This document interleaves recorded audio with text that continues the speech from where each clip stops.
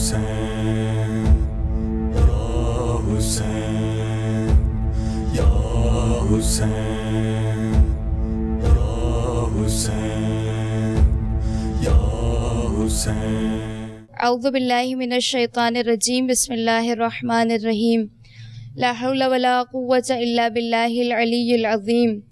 حسبنا اللہ نعم الوکیل، نعم المولا و نعم النصیر، وبہ نستعین وہو خیر معین، والعاقبۃ للمتقین والجنۃ للموحدین والنار للعاصین۔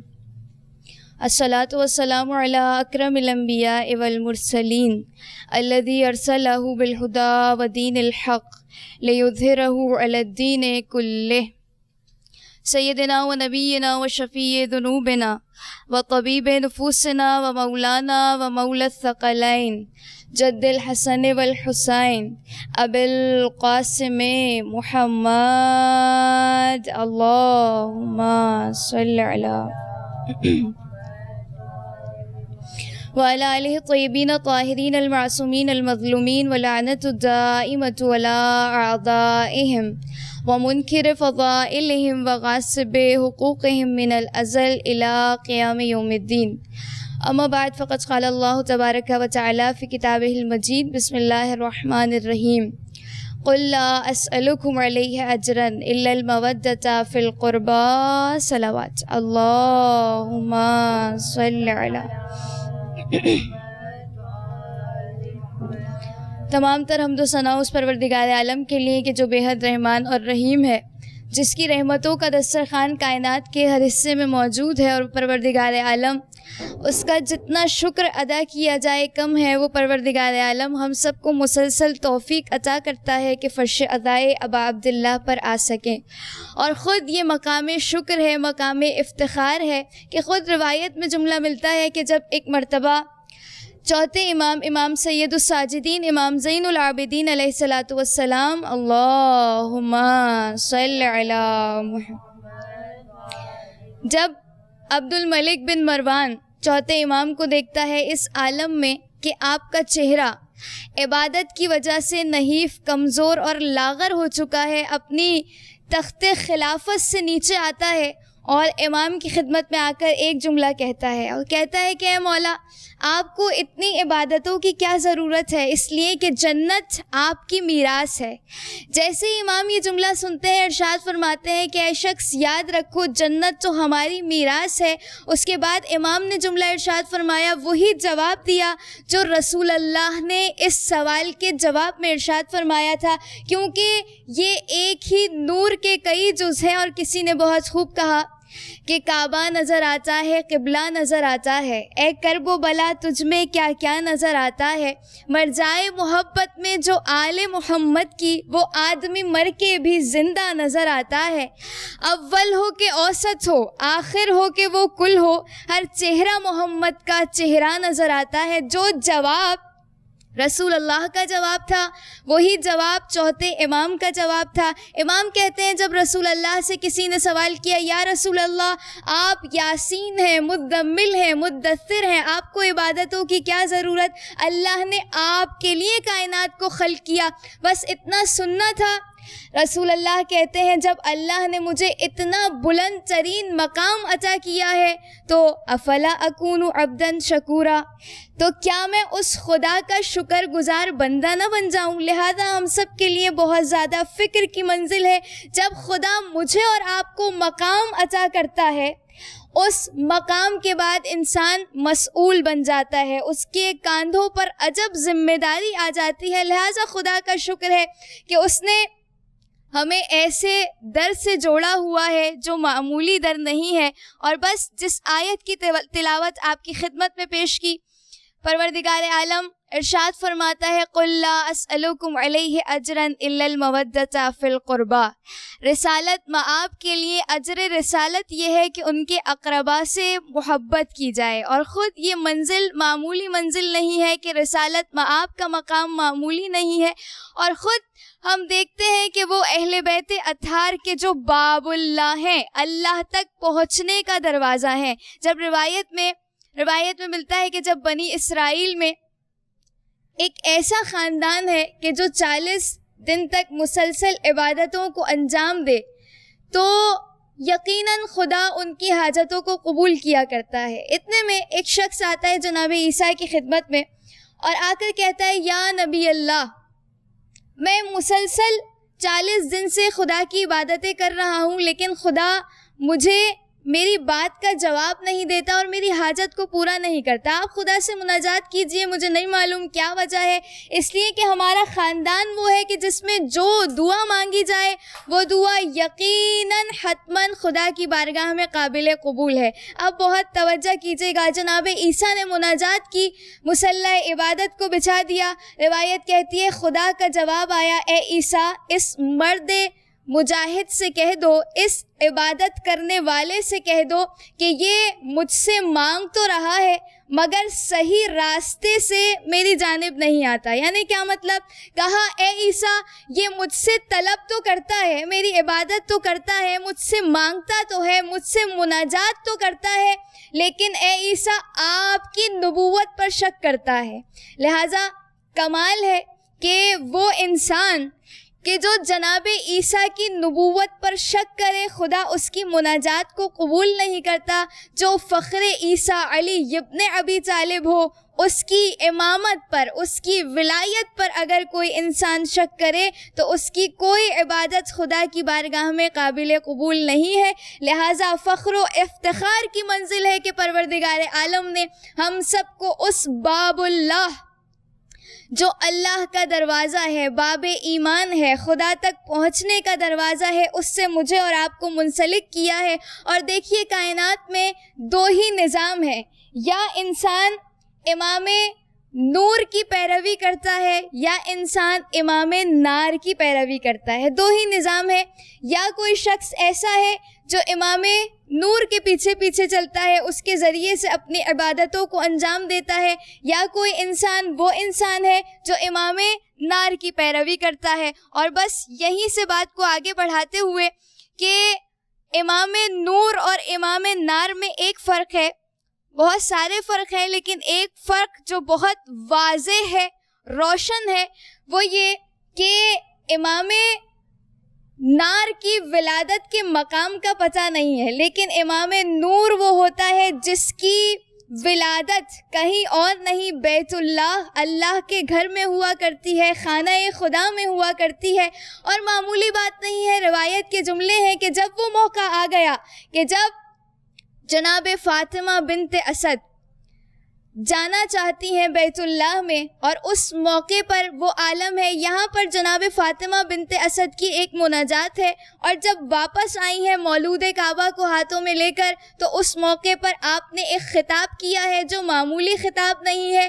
جیسے ہی خانہ کعبہ میں جانا چاہتی ہیں تو ایک مناجات ہے، آواز دی، اپنے ہاتھوں کو بلند کیا، فرمایا اے پروردگارہ میں تجھ پر ایمان رکھتی ہوں، تو نے جتنے انبیاء بھیجے ان پر ایمان رکھتی ہوں، تیری کتابوں پر ایمان رکھتی ہوں، اور پھر فرمایا اے پروردگارہ تجھے اس گھر کے بنانے والے کا واسطہ اور اس مولود کا واسطہ جو اس وقت میرے شکم میں موجود ہے، جو میری مدد کیا کرتا ہے، پروردگارہ مجھ پر اس ولادت کو آسان فرما۔ روایت کہتی ہے ابھی جناب فاطمہ بنت اسد کی دعا پوری نہ ہوئی تھی کہ ایک مرتبہ دیوار کعبہ شک ہوئی اور مادر علی ابن ابی طالب خانہ خدا میں داخل ہوئی، اور وہ مرحلہ آ گیا کہ 3 دن تک خانہ خدا میں مہمان رہی۔ راوی کہتا ہے جس دروازے سے فاطمہ بنت اسد اندر داخل ہوئی اس کے بعد وہ دروازہ، وہ دیوار واپس جڑ گئی۔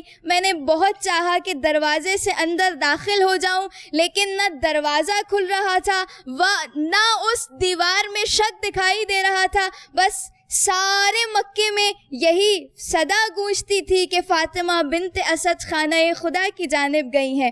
بس روایت کہتی ہے جب 3 دن پورے ہو گئے اور جناب فاطمہ بنت اسد خانہ خدا سے باہر آئیں اس عالم میں کہ آپ کے ہاتھوں پر اسد اللہ غالب علی ابن ابی طالب امام المؤمنین، بس جیسے ہی جناب امیر المؤمنین کو ہاتھوں پر لیا تو جملہ ارشاد فرماتی ہیں، ایک عظیم خطبہ ارشاد فرمایا، اور آپ نے فرمایا یا ایھا الناس، اے لوگوں جان لو کہ خدا نے مجھے تمام خواتین میں بزرگی اور برتری عطا کی ہے. اور پھر فرمایا کہ جب مجھے یہ برتری عطا کی ہے تو کس انداز سے کہ 3 دن تک میں خانہ خدا میں رہی اور اللہ کے گھر سے یعنی جنت سے آنے والے کھانوں کو کھاتی رہی. اور پھر فرمایا وہ مرحلہ آ گیا جب میں نے چاہا کہ اللہ کے گھر سے باہر جاؤں.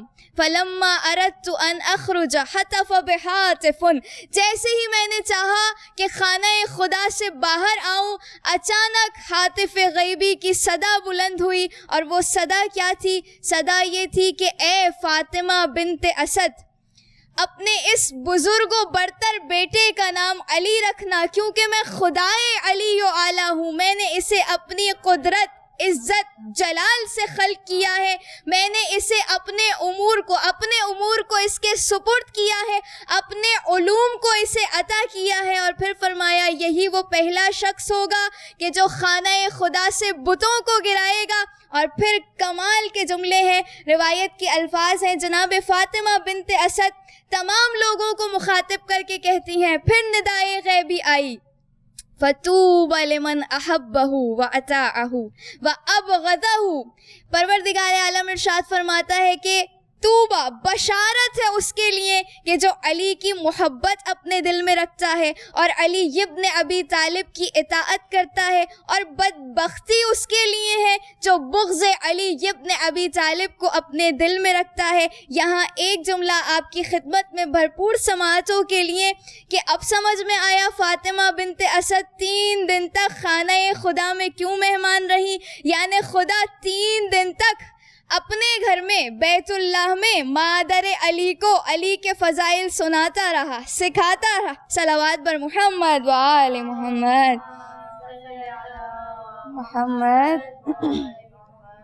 لہذا امام نار اور امام نور میں ایک فرق کہ وہ جس کی ولادت خانہ خدا میں ہو. ہم ایسے امام کے ماننے والے ہیں کہ جو بیت اللہ میں آیا ہے. اور روایت کہتی ہے جب چھٹے امام، امام صادق آل محمد، امام جعفر صادق علیہ الصلاۃ والسلام، اللہم صل علی، چھٹے امام فرماتے ہیں کہ کیا تم خدا کا شکر بجا نہیں لاتے کہ پروردگار عالم تمہیں میدان محشر میں اس کے ساتھ بلائے گا جس کی ولایت کو تم نے دنیا میں قبول کیا ہوگا. یعنی امام سمجھانا چاہتے ہیں یہ مقام شکر الہی ہے کہ خدا تمہیں اس کے ساتھ بلائے گا جس کی ولایت کو تم نے دنیا میں قبول کیا ہوگا. یہ بھی شکر کا مقام ہے. من باب المثال 2 روایت اور بات کو میں تمام کروں کہ روایت کے الفاظ ہیں کہ یعنی عقیدہ اور عمل میں جب انسان کے تضاد آ جائے تو اس میں کیا مراحل پیش آتے ہیں. قرآن کی بھی آیات ہیں اور بہت ساری روایات اور واقعات ایسے ہیں جس سے ہمیں سمجھ میں آتا ہے کہ جب تک عقیدہ راسخ ہو، اس کے ساتھ عمل نہ ہو، تو یہ انسان کو کس کس مرحلے پر بہت زیادہ دشواری کا سامنا انسان کو کرنا پڑتا ہے. روایت میں جملہ ہے کہ جب ایک شخص 5 امام کی خدمت میں آتا ہے اور آ کر کہتا ہے، بہت ضعیف انسان ہے، اور آ کر کہتا ہے کہ مولا میں چند عقیدے رکھتا ہوں اور میں چاہتا ہوں آپ ان عقیدوں کی تصدیق کریں، کیا میرا عقیدہ صحیح ہے یا صحیح نہیں ہے. امام کہتے ہیں بتا تیرا کیا عقیدہ ہے. کہتا ہے مولا میرا عقیدہ یہ ہے کہ میں جو آپ کو دوست رکھتا ہے اسے دوست رکھتا ہوں، آپ کو دوست رکھتا ہوں، اور جو آپ کو دوست رکھتا ہے میں اسے بھی دوست رکھتا ہوں. کہا دوسرا عقیدہ، اور کیا عقیدہ رکھتا ہے؟ کہا مولا آپ کے دشمنوں کا دشمن ہوں. کہا اور کیا عقیدہ رکھتا ہے؟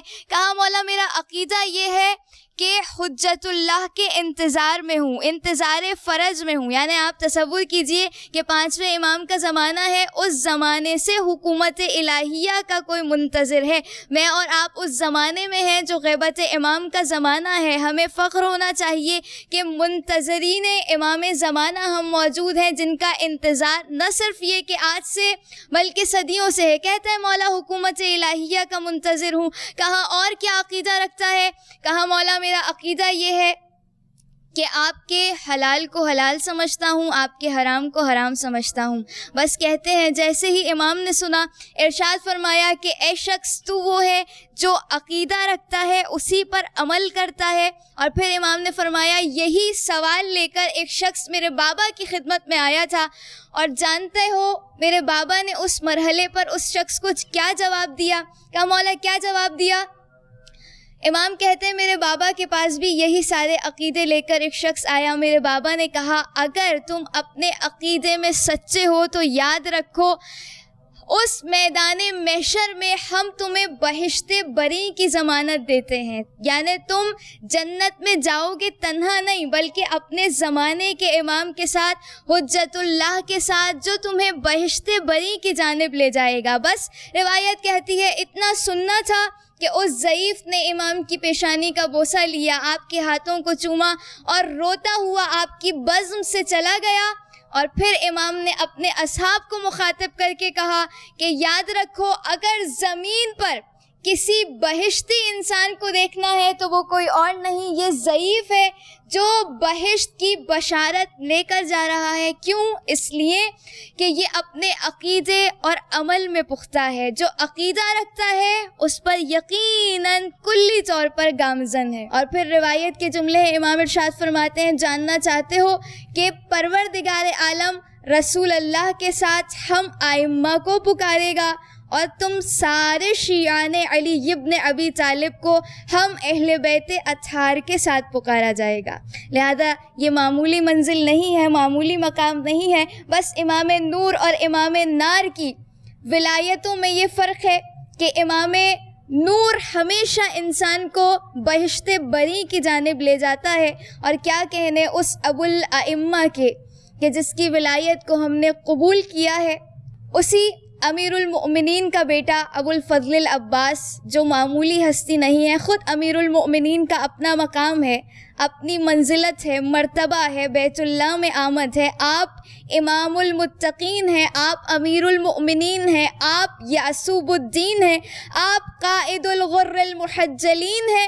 مگر ایسے عالم میں کہ جب اس مرتبے اور مقام اور منزلت پر فائز ہیں، اس موقع پر بھی آپ اپنی دعاؤں میں ایک دعا مانگتے ہیں کہ پروردگارا ایک ایسا بیٹا عطا کر کہ جو کربلا میں میرے حسین کے کام آئے. جناب ابو الفضل العباس اس ہستی کا نام ہے کہ جس کی فضیلت کی سب سے بڑی دلیل یہی ہے کہ جناب امیر کا اس انداز سے ابو الفضل العباس کو اپنی دعاؤں میں مانگنا. لہذا یہ معمولی منزلت نہیں ہے. اور دوسری جو خوبصورت بات ہمیں آپ کی سیرت میں دکھائی دیتی ہے وہ یہی ہے کہ جب جناب ابو الفضل العباس کی ولادت ہوئی ہے تو اس موقع پر ہم سب جانتے ہیں کہ جناب زینب کبریٰ کی آغوش میں ابو الفضل العباس ہیں. ایسے مرحلے پر جناب امیر نے دیکھا کہ جناب عباس کے کان میں جناب زینب کبریٰ نے کچھ کہا.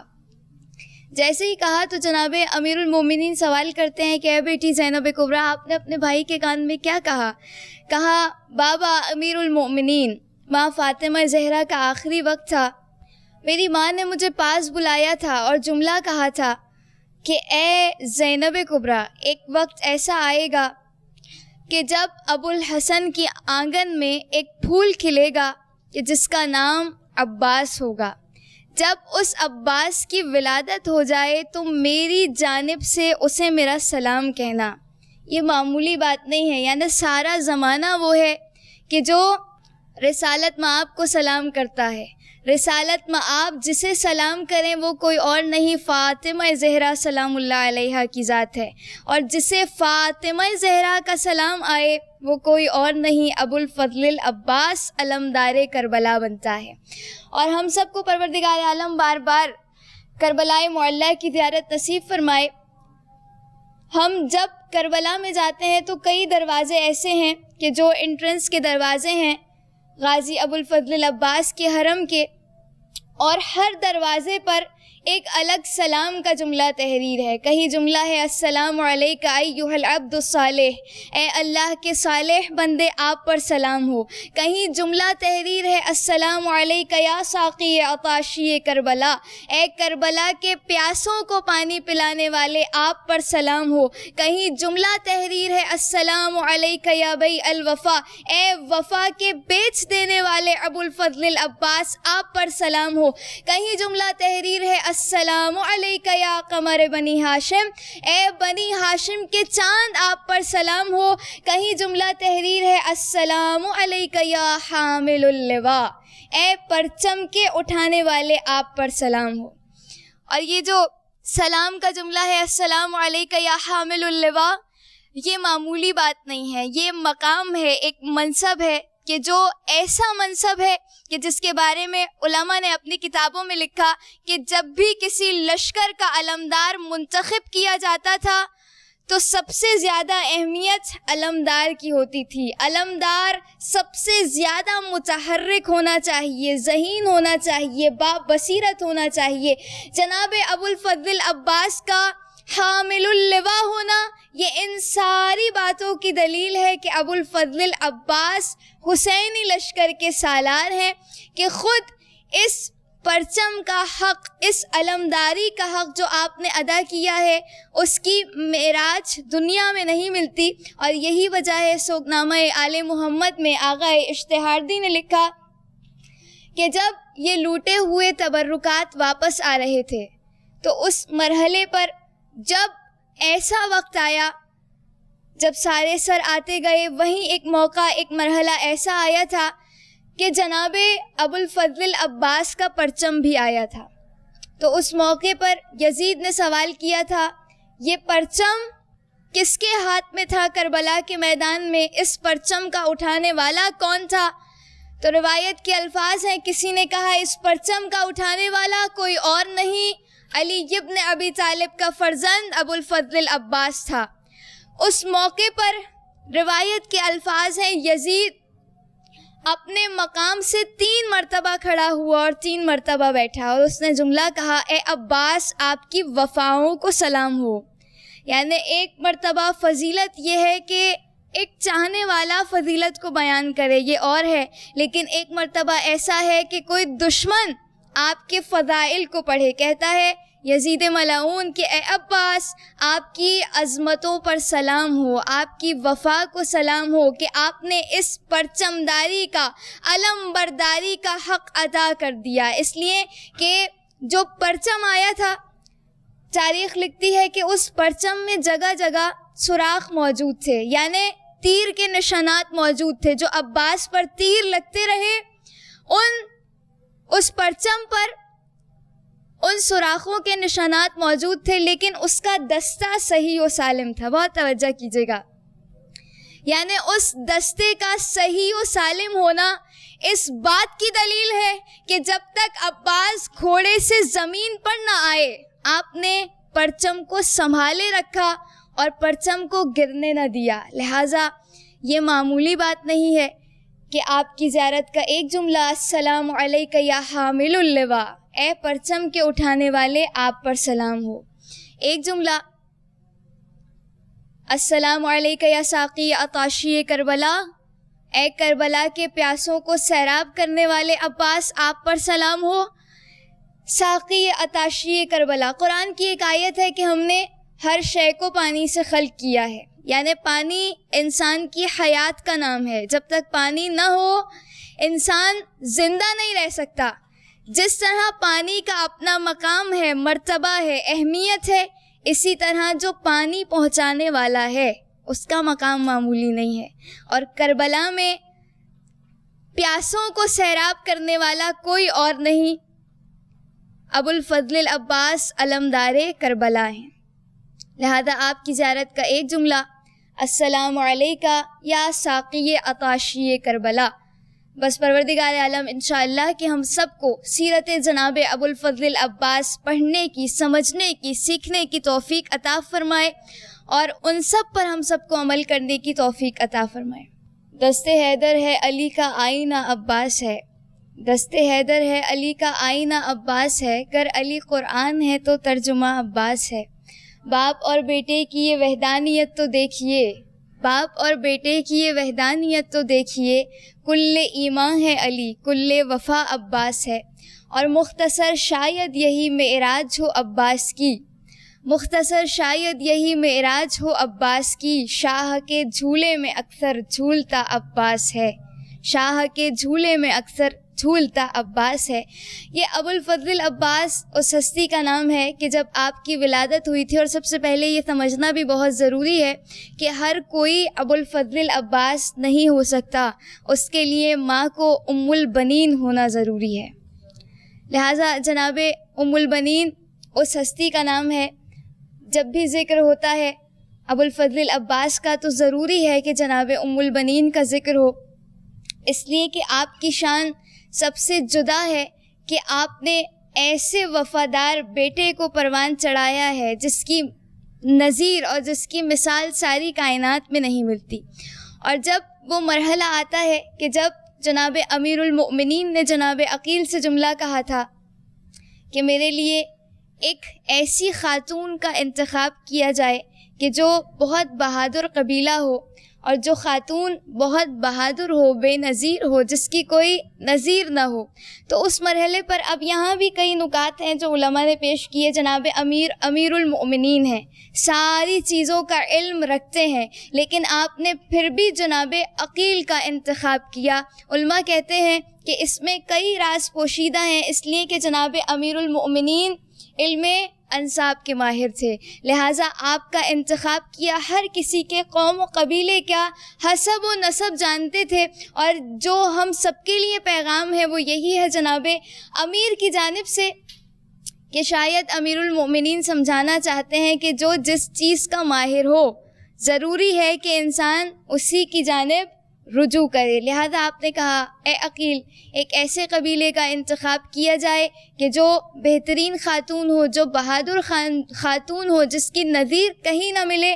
لہذا جب آپ نے اس قبیلے کا انتخاب کیا جو ام البنین کا قبیلہ تھا، اور وہ موقع آیا کہ جب رشتہ ازدواج میں آپ دونوں منسلک ہو گئے، اور وہ مرحلہ آتا ہے کہ جب جناب ام البنین جناب حسنین کی مادر بن کر خانہ جناب امیر المؤمنین میں داخل ہوتی ہیں، تو روایت نے یہاں تک جملہ لکھا کہ اس موقع پر جناب حسین ابن علی بہت زیادہ بیمار تھے، اور جیسے ہی جناب ام البنین کی آمد ہوتی ہے تو آپ نے اپنے اس نئے دنوں میں، شادی کے جو ابتدائی دن ہیں، ان سارے دنوں کو حسین ابن علی کی تیمارداری میں گزارا ہے۔ اور یہ معمولی بات نہیں ہے، جب کوئی انسان نیا شادی ہو کر جائے اس کے لیے اپنی ایک نئی دنیا ہوتی ہے، لیکن یہ جناب ام البنین کا مقام ہے کہ آپ نے ابتدائی دنوں کو جناب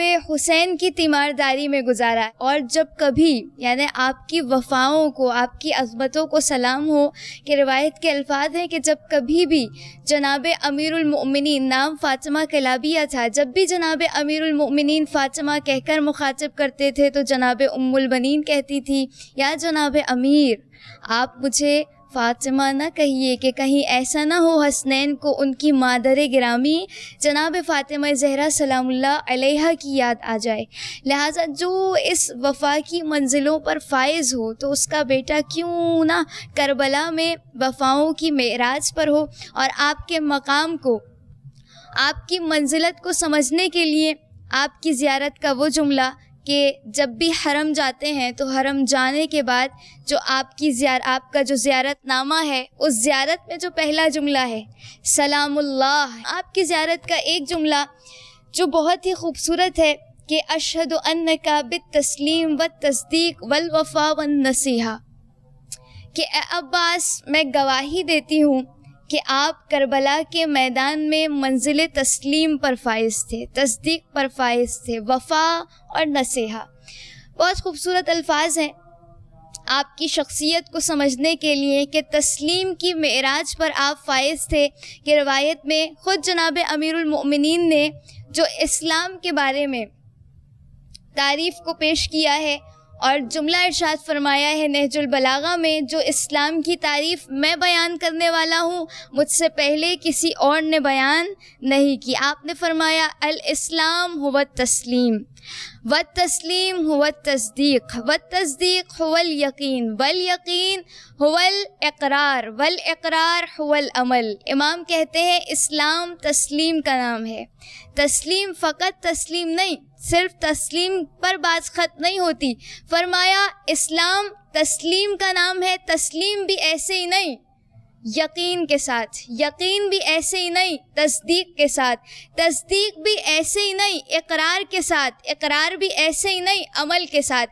یعنی وہ اسلام کہ جو تسلیم سے شروع ہوا وہ عمل پر آ کر ختم ہوتا ہے۔ لہذا عقیدہ و عمل انسان کا بہت زیادہ مضبوط ہونا چاہیے۔ جب عقیدہ و عمل کامل ہو تو کہیں جا کر انسان کی وہ معراج بنتی ہے کہ وہ اس جملے کا مصداق ہو کہ السلام علیکہ ایھا العبد الصالح، کہ اے اللہ کے عبد صالح آپ پر سلام۔ جناب امیر المؤمنین کو اللہ نے بہت سی اولادیں عطا کی ہیں، جس میں بیٹے بھی ہیں بیٹیاں بھی ہیں، لیکن جناب ابو الفضل العباس کا اس طرح سے جناب امیر المؤمنین کا اپنی دعاؤں میں مانگنا، یہ ابو الفضل العباس کی فضیلت کی سب سے بڑی دلیل ہے۔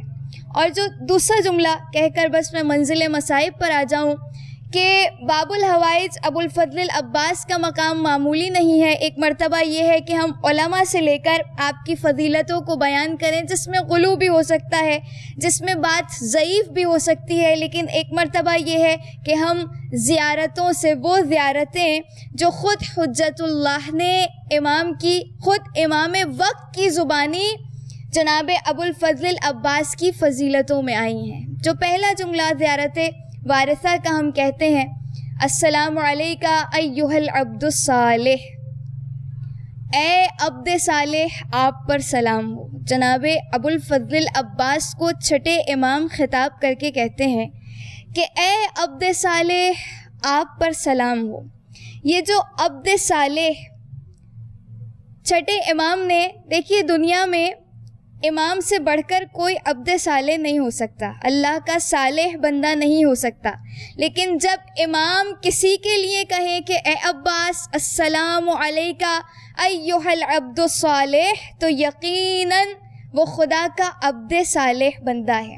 اور بہت فرق ہے عابد ہونے میں، عابد میں اور عبد میں۔ عبد یعنی جو مکمل خدا کی بندگی کی معراج پر فائز ہو جائے، اس کے لیے استعمال ہوتا ہے عبد۔ اور خود قرآن کی آیت ہے سورہ بنی اسرائیل، خدا فرماتا ہے سبحان الذی اسریٰ بعبدہ لیلا من المسجد الحرام الی المسجد الاقصی، سبحان الذی اسریٰ بعبدہ، یعنی پروردگار عالم شاید سمجھانا چاہتا ہے معراج، آیا یہ معراج ہے کہ خدا پاک ہے وہ خدا کہ جس نے اپنے عبد کو، یعنی بے عبدہ، نہ کہا رسول کو، نہیں کہا رسول کو، نہیں کہا نبی کو، بلکہ فرمایا بے عبدہ، یعنی خدا سمجھانا چاہتا ہے معراج ہمیشہ بندگی کی ہوا کرتی ہے۔ لہذا معمولی مقام نہیں ہے ابو الفضل العباس کا کہ آپ خدا کی عبادت میں خاضع اور خاشع ہیں، جس کی دلیل امام آگے ارشاد فرماتے ہیں کیوں عبد صالح ہیں؟ اس لیے کہ آپ مطیع خدا بھی ہیں، مطیع رسول بھی ہیں، مطیع امیر المؤمنین اور سارے اہل بیت اطہار کے مطیع ہیں۔ لہٰذا جناب ابو الفضل العباس اس ہستی کا نام ہے کہ جو کربلا کے میدان میں اس انداز سے ہمیں درس دیتے ہوئے دکھائی دیتے ہیں کہ اگر کوئی امام وقت کا مطیع ہو اور جسے سیکھنا ہو کہ امام وقت کی، حجت خدا کی، وقت کے امام کی اطاعت کیسے کی جاتی ہے، تو اس کا بہترین مصداق ابو الفضل العباس کی ذات ہے۔ بتائیے 8 محرم کی تاریخ ہے کہ جب ہر گھر میں فرش ادائے ابو الفضل العباس بچ جاتا ہے اور باب الحوائج کا ذکر جہاں ہو وہاں کوئی آئے نہ آئے وقت کا امام ضرور آتا ہے۔ بس آئیے اس وقت کو یاد کیجئے گا کہ جب مقتل کے الفاظ ہیں ابو الفضل العباس آخری رخصت کے لیے آتے ہیں، بلکہ صبح سے بار بار اجازت چاہتے ہیں اور کہتے ہیں کہ آقا عباس کو بھی جانے کی اجازت دیجیے۔ حسین ہر بار ایک ہی جملہ کہتے ہیں، اے عباس تم تو میرے لشکر کے علمدار ہو۔ اور وہ وقت آتا ہے کہ جب حسین کے لشکر میں کوئی نہیں رہتا، یہاں تک کہ اب جو عباس نے کہا کہ آقا مجھے اجازت دیں، حسین کہتے ہیں عباس میرے لشکر کے علمدار ہو۔ روایت کہتی ہے فنظر یمیناً و شمالا، عباس نے دائیں دیکھا، عباس نے بائیں دیکھا۔ کہا آقا وہ لشکر ہی کہاں رہا جس کا میں علمدار تھا۔ بس ایک مرتبہ حسین کہتے ہیں عباس جانا ہی چاہتے ہو تو پیاسے بچوں کے لیے پانی کی سبیل کر دو عباس۔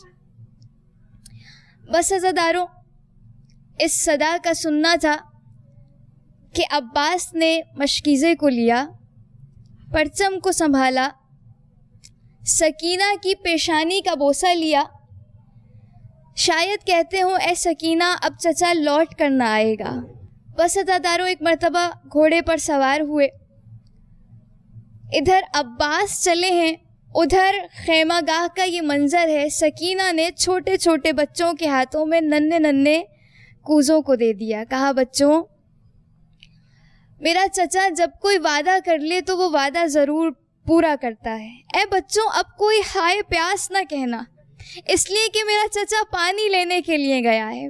بس عزاداروں ایک مرتبہ سکینہ کی نگاہیں ابو الفضل عباس پر تھیں، یہاں تک کہ وہ مرحلہ آیا کہ عباس فرات پر پہنچے، مشکیزے کو بھرا، فوج اشقیہ دیکھ رہی تھی مگر کسی میں ہمت نہ تھی کوئی سامنے سے وار کرتا۔ ارے جیسے ہی میرا غازی خیمہ حسینی کی جانب پلٹا، ساری فوج اکٹھا ہوئی حملے شروع کیے۔ کسی شقی نے ایسا وار کیا کہ عباس کا دایاں بازو قلم ہوا۔ عزاداروں ادھر سے سکینہ کو عباس تو دکھائی نہ دیتے تھے مگر پرچم عباس ضرور دکھائی دیتا تھا۔ اب جو عباس کا پرچم جھکا، سکینہ بچوں سے کہتی ہے اے بچوں اپنے کوزے زمین پر رکھ دو، ارے میں دعا کرتی ہوں آمین کہو بار الہا میرے چچا کی بس عزاداروں ایک مرتبہ علم عباس سنبھل گیا، یہاں تک کہ وہ موقع آیا کہ عباس کا دوسرا شانہ قلم ہوا۔ اب عباس نے مشکیزے کو دانتوں میں سنبھال لیا۔ عزاداروں اب بڑی قیامت کی منزلیں ہیں۔ عباس چاہتے ہیں کسی نہ کسی طرح پانی خیمہ گاہ میں پہنچ جائے، لیکن ہائے عزاداروں جب مختار انتقام لے رہے تھے اور حرملہ سے سوال کیا تھا اے حرملہ بتا تو نے کربلا میں کیا کیا؟ حرملہ کہتا ہے میں نے کربلا میں فقط 3 تیر چلائے تھے۔ کہا کون سے تیر؟ کہا پہلا تیر جب حسین ننھا سا قرآن لے کر، بس عزادارو حرملہ کہتا ہے میں نے علی اصغر کے گلے پر سے شعبہ تیر مارا۔ عزادارو حرملہ کہتا ہے دوسرا تیر جب حسین پشت فرس پر موجود تھے، جنگ کرتے جاتے تھے، یہاں تک کہ اب میں نے سینہ حسین میں تیر کو بے بس کیا۔ اب میرا زخمی مولا پشت فرس سے زمین کربلا۔ جزاکن اللہ، خدا کوئی غم نہ دے سوائے غم حسین کے۔ حرملہ کہتا ہے تیسرا تیر جب ابو الفضل عباس علمدار کربلا ارے مشق سکینہ کو لے کر خیام گاہ کی جانب بڑھ، حرملہ کا تیر چلا، سکینہ کی مشق چھد گئی، عباس کی آس ٹوٹ گئی۔ بس عزادارو یہاں تک کہ وہ مرحلہ بھی آیا، عباس کے شانے بھی کٹے، سر پر گرز بھی مارا گیا، یہاں تک کہ عباس پشت فرس سے زمین کربلا پر۔ عزادارو جب بھی کوئی شہید گھوڑے سے زمین پر آتا تھا، سننا چاہیں گے عباس کی سب سے بڑی، جب بھی کوئی شہید گھوڑے سے زمین پر اپنے ہاتھوں کا سہارا لیتا تھا، عباس کے ہاتھ موجود منہ کے بل زمین کربلا۔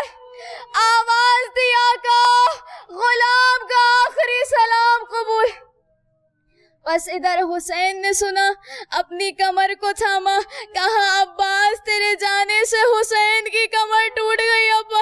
مجھے نہیں معلوم حسین کیسے لاشیں عباس پر پہنچے، مگر مقتل کے الفاظ ہے کہ جب عباس کے لاشے پر پہنچے ہیں اور عباس کے لاشے کو فرات پر چھوڑ دیا، اور وہ مرحلہ آ گیا کہ اب خیمہ گاہ کی جانب واپس جاتے، جیسے ہی سکینہ نے حسین کو آتا دیکھا، تڑپ کر کہا اے بابا میرا چچا نہیں۔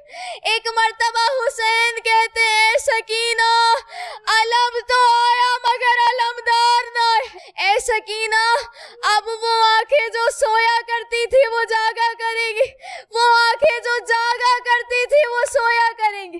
سمجھانا چاہتے اے سکینہ جب تک عباس زندہ تھا تو چین سے سو جاتی، لیکن عباس نہ رہا، کبھی شمر کے تماچے، کبھی ظالم کے خیمے میں کوہرام بلند، واہ حجابا واہ عباس، انا للہ و یا حسین یا حسین یا حسین یا حسین یا حسین